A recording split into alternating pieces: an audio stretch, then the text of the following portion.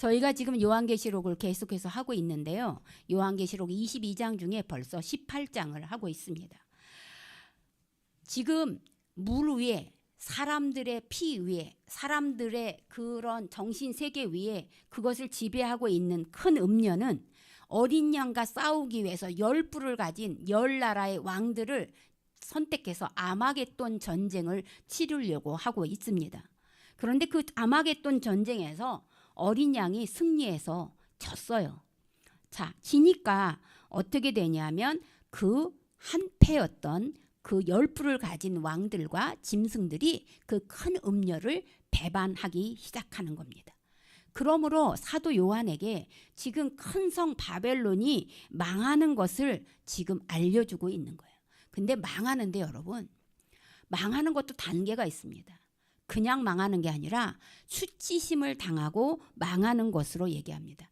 이 큰 성 음녀는 가장 화려한 옷을 입고 있는 거 우리 지난주에 배웠죠. 금은 보석으로 다 치장하고 진주로 치장하고 비단옷 자주색 옷감으로 화려하게 자기를 치장하고 금잔을 높이 들고 이 10나라를 다스리고 있었던 이 큰 성 바벨론이 그 10뿔을 가진 사람과 짐승들에 의해서 어떻게 되냐면 그것을 끄집어내요. 옷이 찢겨집니다. 그래서 그 여자의 탱탱한 그 알몸이 고스란히 드러나게 되는 수치심을 당합니다. 그것도 모자라서 사람들은 그의 육신의 살을 파먹기 시작합니다. 그리고 그의 나머지 있는 그 살이 붙은 뼈를 가지고 불에 태웁니다. 이렇게 아주 큰 음녀는 철두철미하게 멸망할 때를 지금 천사가 알려주는데요. 그 천사는 큰 힘을 가진 권세를 가진 자로 그가 나타나자마자 그 주변이 환하게 빛을 비추고 있습니다. 그리고 힘찬 목소리로 이렇게 얘기합니다. 저는 그래서 항상 우리 성도들이 당차길 바래요. 힘차길 바래요. 매갈이 없는 소리 안 하길 바래요.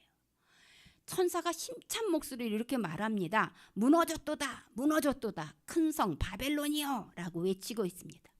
그 무너진 이유는 여러분이 이 18장을 볼 필요가 없어요. 무너진 이유는 딱 두 가지예요.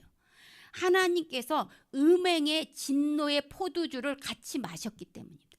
성경에서 말하는 음행이라는 건 우리가 말하는 성적 타락을 얘기하는 게 아니에요. 성경에서 말하는 음행이라는 건 하나님이 아닌 다른 신을 섬기는 자를 음행이라고 하는 거예요. 하나님이 아닌 다른 것을 섬기는 자들을 음행이라고 하는데 그 하나님을 섬기지 못하게 나와 함께 다른 것을 섬기자고 이렇게 포도주 잔을 같이 나눠 먹는 거예요. 그것이 음행이에요. 또 하나는 그게 세상의 왕들이 그렇게 한 거예요. 또 하나는 세상의 땅의 상인들의 사치 때문이에요. 하나는 음행을 저지른 거, 하나는 사치스러움. 이 두 가지 때문에 이 음녀를 지금 망하게 한 거라고 얘기해 주고 있습니다.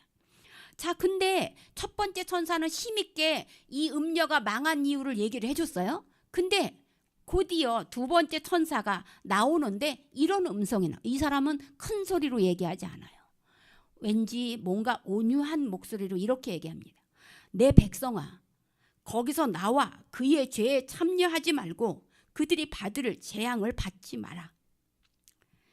성도는요, 하나님을 믿는 성도들은 어쩔 수 없이 어디서 살아가야 돼요?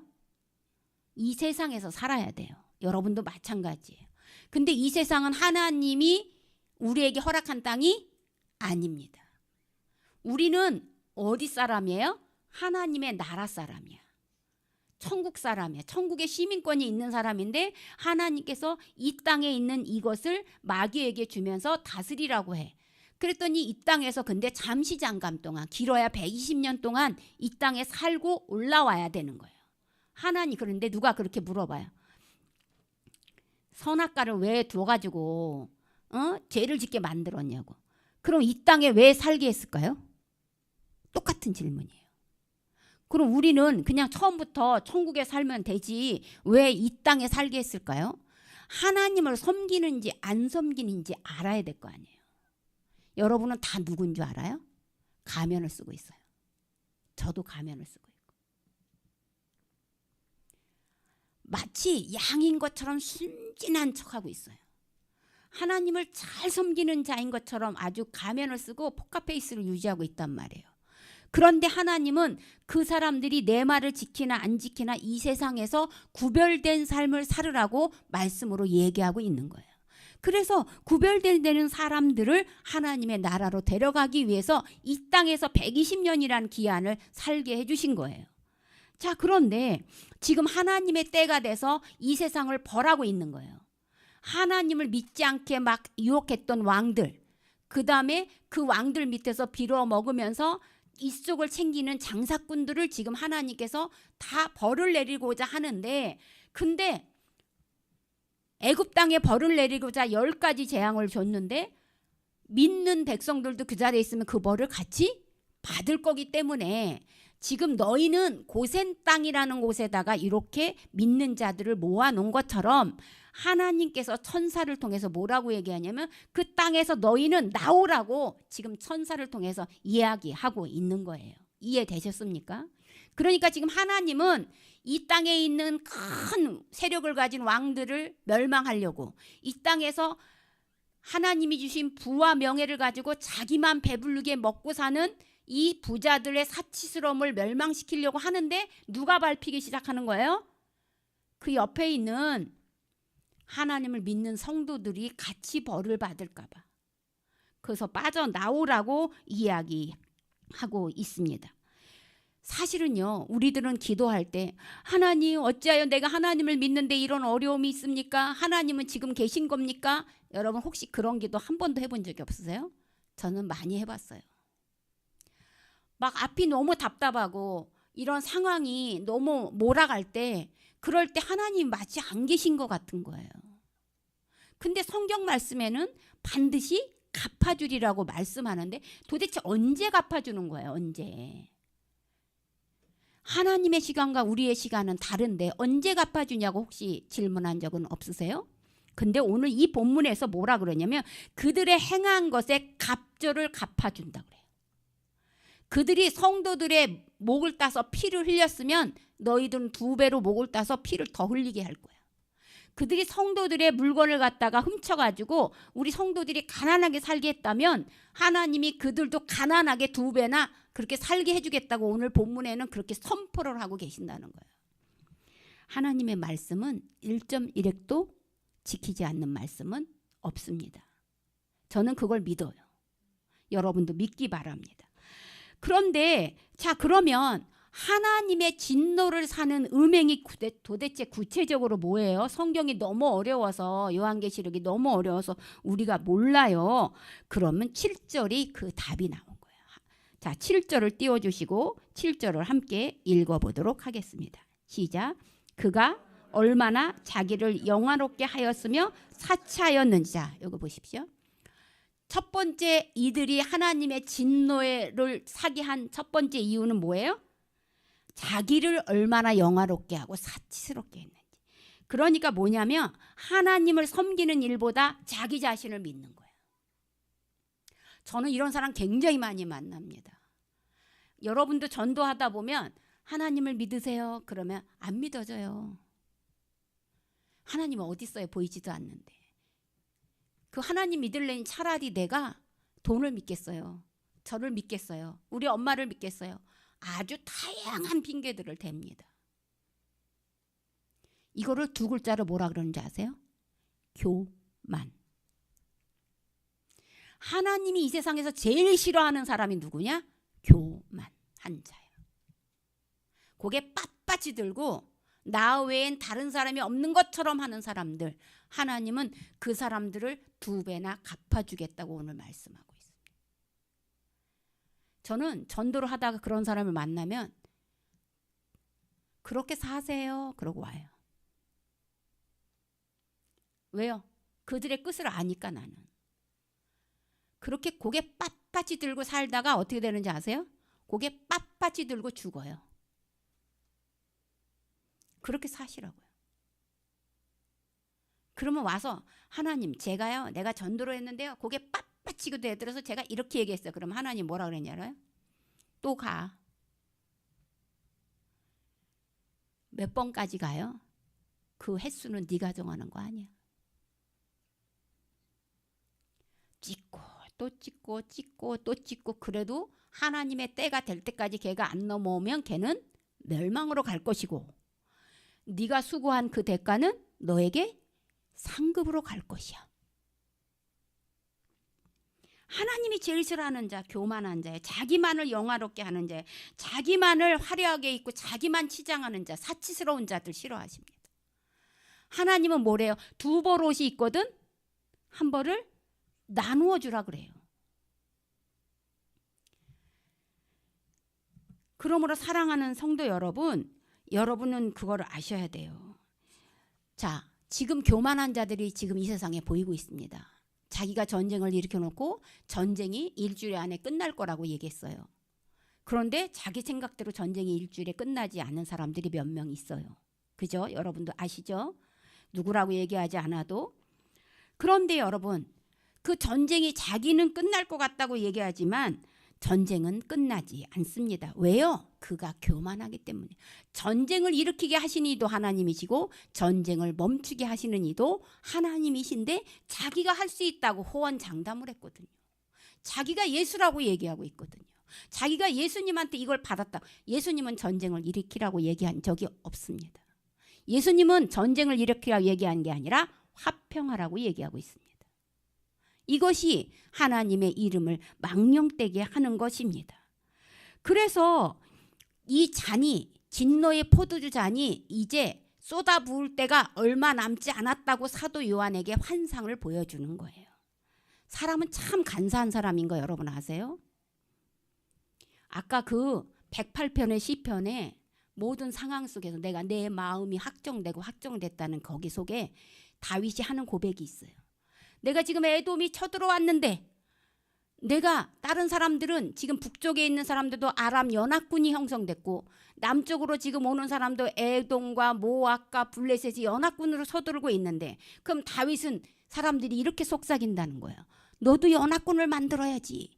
저기 애굽을 부르든지 저기에 다른 바벨론을 부르든지 누구를 불러야 될 거 아니야. 근데 다윗이 이렇게 선포합니다. 아니, no. 나는 인간을 믿지 않습니다. 내가 믿는 것은 오직 하나님뿐입니다. 내 마음은 확정되었습니다. 이렇게 선포해요. 여러분이 어려움을 당했을 때 여러분은 누구를 찾아가고 계신지 한번 보세요. 아무리 어려운 일을 줘도요, 절대로 하나님 앞에 안 오는 사람이 있어요. 그 사람이 교만한 자예요. 내가 해결할 수 있어. 내가 사람들로 해결할 수 있어. 근데 오늘 본문은 자기 편이었던 음녀가 자기 편이었던 열풀을 가진 열왕이, 그 다음 짐승들이, 세력을 가진 자들이, 나라들이, 그들이 뭐를 하고 있어요? 가차없이 음녀가 지금 심판을 받으니까 그를 멀리서 서서 두려워서 소리만 치고 있어요. 이 본문이 오늘 길게 읽었지만 그 종류가 뭐라 그러냐면 무너졌도다 바벨론이여, 무너졌도다 바벨론이여. 그 화려하던 바벨론이 1시간 안에 무너졌도다. 3번 얘기해요. 첫 번째는 열불을 가진 열왕들이 그렇게 얘기를 해요. 절대로 음녀 앞에 가까이 가지 않습니다. 두 번째는 그들 밑에서 장사를 해먹었던 장사꾼들이 그렇게 하고 있어요. 세 번째는 원양어업을 하면서 모든 물건들을 배로 나누는 선원들이, 선장들이, 그런 업자들이 그렇게 하고 있다는 거예요. 그런데 누구를 믿고 있는 거예요, 여러분? 여러분 주변에 있는 사람들 믿고 계세요? 님이라는 글자에 점 하나만 찍으면 남이 되는 세상이에요. 사람은 믿을 대상이 아니고 섬김의 대상이에요.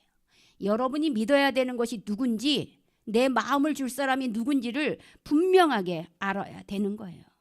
그들은요, 견고한 성 바벨론에게 이제 음녀의 역할을 하면서 그 옆에서 열 왕들은 이 큰 나라 밑에서 막 굽신굽신 내면서 큰 나라가 주는 영향력을 가지고 잘 사는 나라가 되었습니다. 이 음녀 밑에서 화려하게 치장하니까 그의 치장을 대다주면서 갑자기 금은 보석, 진주, 향신료, 그릇, 상아 이런 거 다 갖다 주면서 기뻐하고 있었습니다. 그런데 여러분, 그들이 마침 음녀가 하나님께서 망하리라고 하니까 멀리 서서 두려움에 떨면서 외치고만 있다는 거예요. 근데 한번 20절을 띄워줘 보세요. 이 모습을 안타까워하지 않고 기뻐하는 사람이 하나 있습니다. 20절 띄워주세요. 한번 읽어볼까요? 하늘과 성도들과 사도들과 선지자들아, 그로 말미암아 즐거워하라. 하나님이 너희를 위하여 그에게 심판을 행하셨습니다. 우리는 이 말이 좀 이해가 안 되잖아요. 원수까지도 사랑하라고 예수님께서는 말씀하셨는데 이 원수들이 저렇게 망하는 걸 보고 원수인 자기들도 멀리 서서 막 한탄을 하는데 우리는 기뻐하라는 거예요. 이해가 되십니까? 근데 이 상황이 뭐예요? 종말이라는 거예요. 하나님께서는 종말이 되기 전까지 끝없이 원수를 사랑하라고 얘기해 주셨어요. 근데 종말의 때는 원수를 사랑하라고 얘기하지 않습니다. 오히려 기뻐하라고 얘기하고 있어요. 기뻐하라 명령하고 있습니다.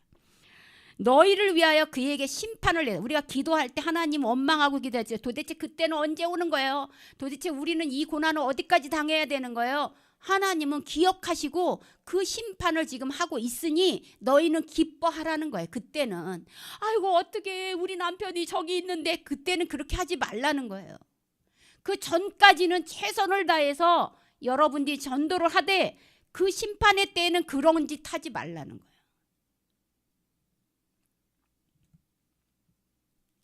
사람들은 참 간사하기도 하지만 또 아이러니한 게 헛된 희망을 자주 가져요. 설마 저렇게 큰 성 바벨론이 무너질까? 여러분도 그러죠? 설마 저 미국이 무너질까? 설마 저 러시아가 무너질까? 설마가 사람 잡아요. 그들의 삶은 너무 풍족했어요. 지금 요한계시록을 읽고 있는 그 시대적인 상황은 누구냐면 로마의 황제 밑에서 곤욕을 당하고 있는 성도들이에요. 로마의 황제는 자기 자신을 신이라고 부르면서 자기들에게 굽심되는 권세자들에게는 모든 권리를 나눠주고 마치 팍스 로마나 황제인 로마가 이렇게 너희들에게 평화를 갖다 준다고 착각하고 있어요. 그렇기 때문에 그들은 길을 뚫어놓고 마차가 다니게 하면서 모든 사치스러운 물건을 수입해 옵니다. 그들은 바다를, 해상을 갖다가 다 자유롭게 통행하게 하면서 그 해상으로 인해서 발전하여서 그들은 연실부를 축적합니다. 그러다 보니 로마라는 나라는 모든 게 없는 게 없어요. 너무 풍족합니다. 화려합니다. 그래서 낮에는 뜨거워서 아무 짓도 못하는데 해가 지나면 곳곳에서 잔치를 벌이기 시작하고 화려한 옷을 입고 화려하게 나와서 음식을 많이 장만해 놓고 거기서 음란한 행동들을 서슴없이 합니다. 그것도 모자라서 그들이 기뻐할 수 있는 일이라면 뭐든지 다 합니다. 자, 여러분 부자 되고 싶으시잖아요? 부자 되잖아요? 그럼 부자는 더 부자가 되고 싶어. 기쁘고 싶어. 그래서 뭐를 합니까? 마약을 합니다. 가난한 사람은 마약 안 해요. 먹고 살 것도 없어. 그래서 오직 돈을 좀 갖고 싶어. 돈을 가지면 또 다른 재미난 거를 찾아. 그러니까 혼돈된 상황에서 비틀비틀거리면서 마약을 찾는 거예요. 지금 로마라는 나라가 그렇게 돼 있는 거예요. 화려한 옷에 화려한 장신구에 맛있는 음식에 배가 터지게 먹으면서 눈으로는 또 다른 즐거움이 없을까 봤더니 딱 한 사람, 눈에 거슬리는 사람이 보인 거예요. 그들이 누구예요? 그리스도인들이에요. 아무리 꼬셔도 자기네들과 함께 이런 먹는 것을 탐하지도 않고 자기네들과 함께 황제에게 절하지도 않고 자기네들과 함께 이렇게 놀고 마시질 않아. 술도 안 취해. 아주 눈에 가십니다. 저들만 없으면 정말 행복할 것 같은 거예요.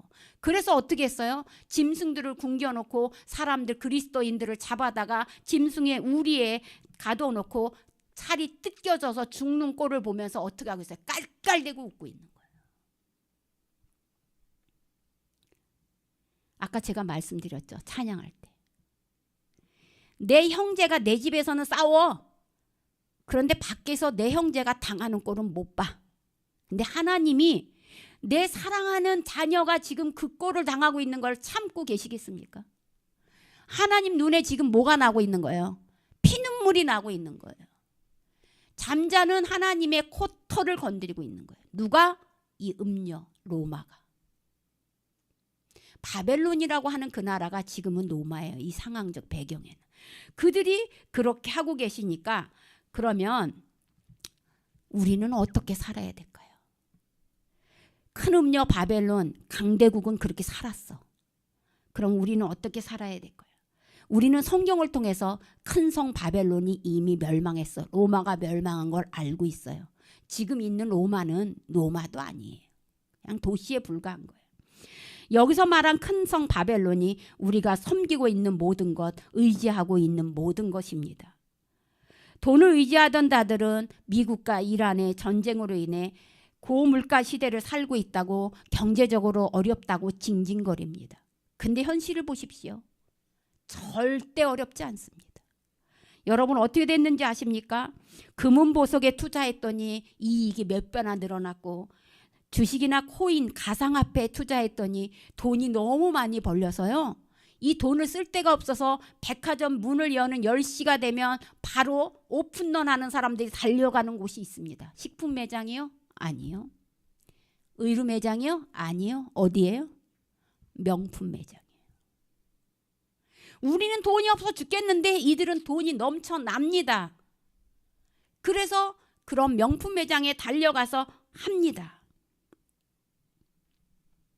외제차를 제가 서울에 나가 신방 가다 보니 길거리마다 다 외제차가 2대1로 있어요. 한 대 걸로 외제차예요.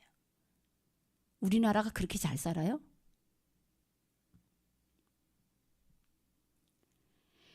부부가 둘이 맞벌이를 해서 5, 600을 버는데 그들에게 물어보십시오. 못 살겠다고 그럽니다. 빚졌다고 얘기해요. 왜 빚졌어요? 경제활동을 제대로 하지 않아서 그래요. 전략하지 않아서 그래요. 외식이 문화가 판쳐서 그래요.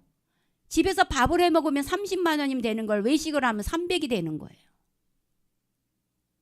그러니까 500을 벌든 600을 벌든 자기네들은 정말로 힘들다고 얘기합니다. 여러분 명심하셔야 됩니다. 이런 버블, 이것이 바벨론이에요.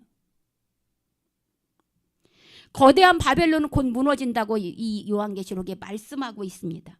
왜냐하면 이것은 하나님의 방법이 아니에요. 하나님은 아담과 하와가 뱀이 죄를 지어서 그들에게 적당한 벌을 주었고 그것을 자기 십자가로 삼고 열심히 일을 해야 되는데 지금은 열심히 일하지 않아도 잘 사는 거기 때문에 이것은 곧 무너질 버블이기 때문입니다. 그래서 음녀가 주는 포도주에 어떻게든지 취해가지고 이 세상에 주는 이 돈의 쾌락에 맞들려 있어서 기독교인들도 막 거기서 취해서 어찌할 바를 모르게 정신 못 차립니다. 여러분 그래서 그들을 향해서 지금 요한에게 뭐라고 얘기하는 거야? 빠져나오라고 얘기하는 거예요. 그만해.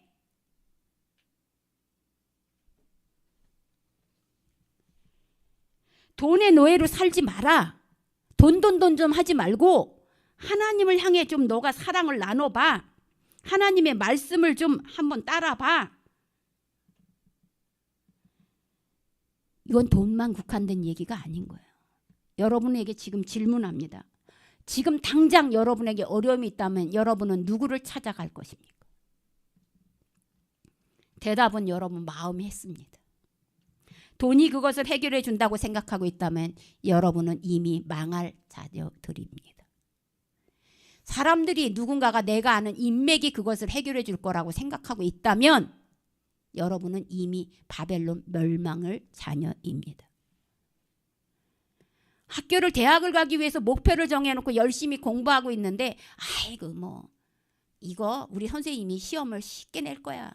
그렇게 하고도 노력하지 않는다면 이미 그 바벨론은 무너진 겁니다. 큰 성 바벨론으로 인해 호황을 누리던 세상의 왕들도 바벨론을 믿고 장사를 해서 큰 이득을 보던 장사꾼들도 바벨론이 완전히 망한 것 동시에 그들도 완전히 망했다는 사실을 여러분 아셔야 됩니다. 그 결말이 어떻게 됐을까요? 21절에서 24절에 나오는데요. 한번 21절 한번 읽어보겠습니다. 21절입니다. 이에 한 힘센 천사가 큰 맷돌 같은 돌을 들어 바다에 던져 이르되 큰 성 바벨론이 이같이 비참하게 던져져 결코 다시 보지 아니하리라 그래. 바벨론이 일어날 거라는 헛된 희망 품지 마세요. 여러분의 이것이 돈이 여러분을 잠시 동안 유혹한다 그래서 내가 잘 살 거라는 희망 품지 마세요. 일시적인 거예요. 착시 현상이에요.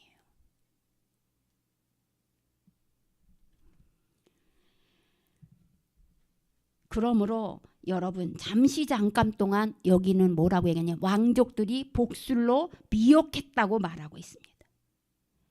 지금 세상 돌아가는 상황을 여러분 한번 기억해 보십니다. 큰 성 바벨론을 중심으로 돌아가고 있습니다. 만약 우리가 그 큰 성에 돌아가지 않으면, 들어가 있지 않으면 우리나라가 망할 것 같아요. 그죠? 지금 우리와 같이 전쟁을 하자고 막 얘기를 해. 안 들어가니까 계속 압박을 줍니다. 우리 망할 것 같아요. 곧. 안 망합니다. 거기에 들어가는 순간 우리는 망하는 거예요.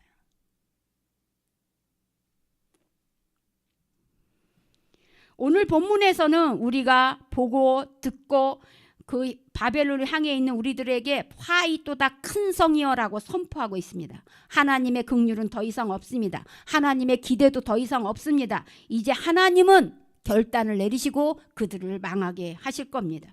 그러므로 성도라면 어떻게 살아야 될까요? 이 시점에 이제 더 이상 우리들에겐 기회가 없다면 내가 거룩하니 너희도 거룩하라고 모세에게 말씀해 주셨습니다. 그러므로 우리는 거룩한 삶을 살아야 됩니다. 세상의 기준에 평가에 아버지 욕먹는 것이 두려워하지 마십시오. 세상 사람들은 우리가 예수를 믿는 것을 욕합니다. 나 그 돈 있으면, 교회에 낼 돈 있으면 나 적금 들 거야. 그들은 그것으로 탕진합니다. 사치스러운 곳에 탕진합니다. 그러나 우리들은 그렇게 아니라 하늘의 보화를 쌓고 있는 겁니다. 세상의 기준으로 우리를 기준점을 삼을 사람은 아무도 없습니다. 우리는 하나님의 기준점, 하나님의 말씀의 기준점을 가지고 살아가야 됩니다. 그러기 위해서 그러면 구체적으로 목사님 어떻게 살면 될까요? 저는 여러분에게 마지막으로 이렇게 얘기합니다. 말씀을 기억하시고 사랑하십시오. 말씀을 기억하시고 항상 기뻐하십시오. 항상입니다. 어렵고 힘든 일이 있어도 말씀을 기억하시고 화평하십시오. 그 말씀에 충성하십시오. 그리고 부드러운 말하는 것을 습관화하십시오. 절제의 미덕을 가지시기 바랍니다. 또한 인내하고 남을 불쌍히 여기고 선한 마음을 가지시기 바랍니다. 제가 지금 이렇게 풀어서 얘기한 게 마침 뭐예요? 성령의 9가지 열매입니다. 그러므로 그것을 이루기 위해서 매일매일 하나님의 말씀에 내가 올바르게 사는지 기억해내고 그 다음에 화이또다 라는 말 대신에 여기서 나가라는 소리를 여러분이 들으셔야 합니다.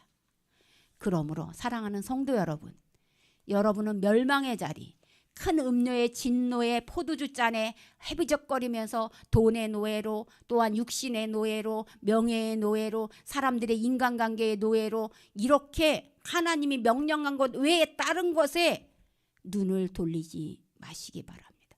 오직 내 마음은 확정되고 확정되었사오니 내가 사람을 보는 것이 아니라 이 세상을 말씀으로 창조하신, 어떤 신들은 막 만들어낸 신들이 많아요. 달의 신, 해신, 벼락신, 농사신, 저 용왕 다 누구예요? 만들어낸 신이에요. 우리가 믿는 하나님은 스스로 있는 자입니다. 창조된 분이 아닙니다. 그러므로 그 하나님을 믿고 따르는 여러분이 되시기 바랍니다. 기도하겠습니다.